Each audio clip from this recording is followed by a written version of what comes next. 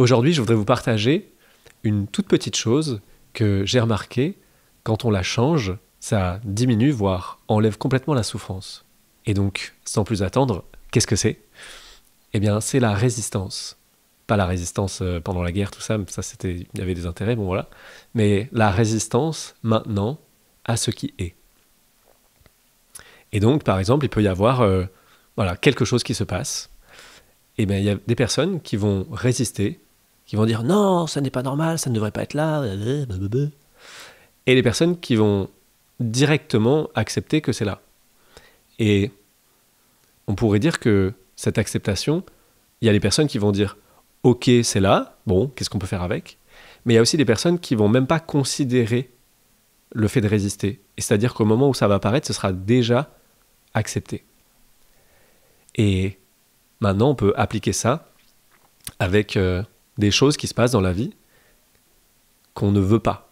Donc si on prend par exemple la mort, donc si on a quelqu'un qu'on aime très fort et que cette personne meurt, eh bien on va pouvoir dire ça me fait souffrir. Mais en fait, le degré de souffrance vient du degré de résistance par rapport à cet événement. Et c'est intéressant de voir c'est quoi exactement souffrance, parce que j'ai dit souffrance, mais c'est quoi la souffrance? Et pour moi, justement, la souffrance, c'est quand ça grince là, quand c'est très difficile, quand c'est tendu, quand c'est comme ça, et ben c'est la résistance qui fait cet effet.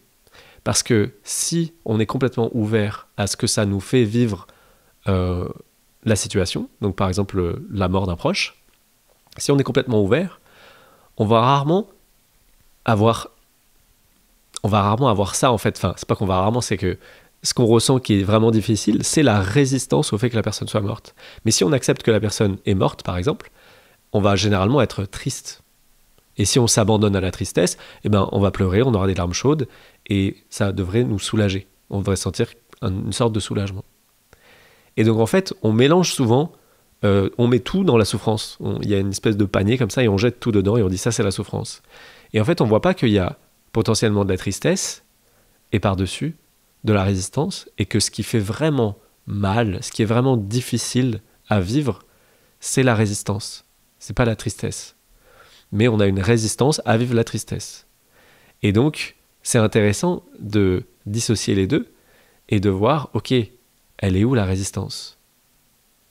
Et elle est où la tristesse?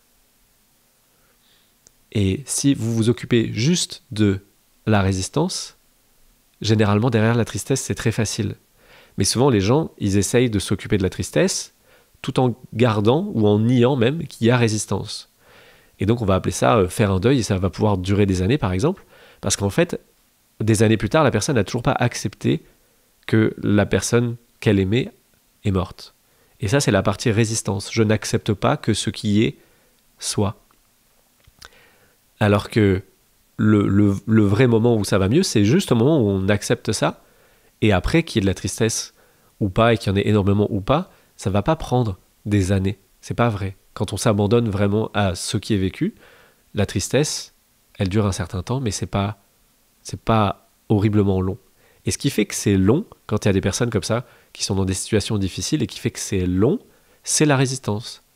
S'il y a un abandon total à ce qui est, les émotions, elles sont évacuées, et on peut aller de l'avant. Mais il y a beaucoup de gens qui aiment bien juste résister. Et c'est drôle la résistance quand on y pense, parce que on résiste à quelque chose qui est déjà là, comme si ça allait pouvoir le faire disparaître. Donc si là tout de suite je mets un frigo devant moi, là devant la caméra, il y a un frigo, et bien moi qui vais dire oh non, qu'est-ce qu'il est chiant ce frigo, dis donc en plein milieu. Est-ce que ça le fait bouger? Est-ce que ça change le fait qu'il soit là? Non. Par contre, à partir du moment où j'accepte qu'il est là et que j'accepte ce que ça me fait ressentir, ah là là, mince, c'est gênant que ce soit là, on me voit plus, et ben, je vais ressentir ce que ça me fait. Et une fois que je ressens ce que ça me fait et que j'accepte pleinement que voilà, il y a un frigo, et ben, potentiellement, je vais juste me lever et je vais le déplacer. Mais avant, la première réaction, la résistance, elle était absurde en fait. J'étais en train de dire, je résiste à ce qui est, et je pense que ça va avoir un intérêt. Et ça n'en a pas. Et il y a des gens comme ça, ils résistent toute leur vie à des choses qui sont là depuis qu'ils sont enfants. C'est là depuis que je suis enfant, je continue à résister et me dire ah là là, c'est encore là ce truc, quand est-ce que ça va partir? J'en ai marre. La plainte. Les Français, ils aiment bien ça, on connaît bien, il y a un sport national qui s'appelle la râle. C'est râler, tout ça, c'est hyper cool. Mais en fait, râler, c'est juste résister. C'est 100% résistance. Et donc, en fait, ça ne fait rien. Je sais pas si vous avez remarqué, quand vous râlez parce que le système, il est comme ci ou comme ça ne change pas le système. La loi ne change pas parce que les gens ont râlé. Et c'est pareil dans votre vie. Vous plaindre ne change pas la situation. Râler ne change pas la situation. Et en fait, elle est là, la souffrance. Si on ne rejette pas ce qui est, si on accueille ce qui est, qu'on dit d'accord, bah c'est comme ça, et je prends entièrement ce que ça me fait ressentir, c'est pas long et c'est pas dur. Beaucoup moins que quand on passe une vie entière à râler, à résister, à dire ça devrait pas être comme ça. Oui, mais avant c'était comme si, alors pourquoi? Et ça serait tellement mieux si c'était... Non, en fait, c'est. Si on accepte pleinement ce qui est tel que c'est, il n'y a plus de souffrance. Ça sonne, ça veut dire que c'est vrai. Si on accepte pleinement ce qui est, il n'y a plus de souffrance.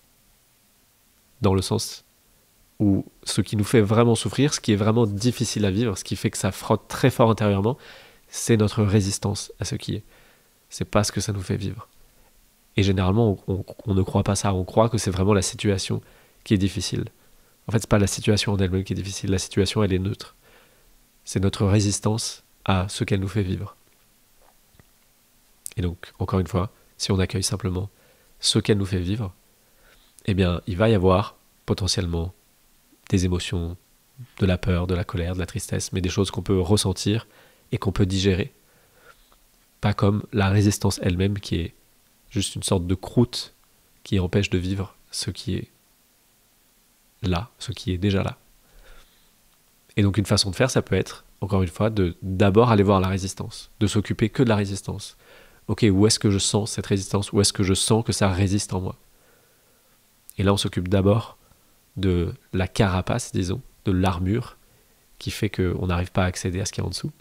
On s'occupe de la carapace, et une fois que la carapace s'est adoucie, qu'on a appréhendé la résistance et qu'elle s'est calmée, là, on va pouvoir avoir accès derrière aux émotions qui étaient en dessous. Et non, ça n'est pas si horrible. Le mental aime bien nous faire imaginer que ça va être affreux et qu'on va se rouler par terre en criant. Mais la plupart du temps, c'est pas ça. La plupart du temps, ça peut être assez doux. Voilà. J'espère que ça peut, voilà, nourrir quelque chose en vous. Moi, ça, quand je me suis ouvert à cette idée, il y a beaucoup de choses qui ont changé. Donc, je voulais vous partager ça aujourd'hui. Si ça vous intéresse, il y a un programme sur l'unité où je parle aussi de ça. Et j'ai aussi lancé une application qui s'appelle Oneness avec un audio unique par jour. Vous pouvez trouver des informations en description sous la vidéo. Je vous souhaite une très bonne journée et je vous dis à bientôt.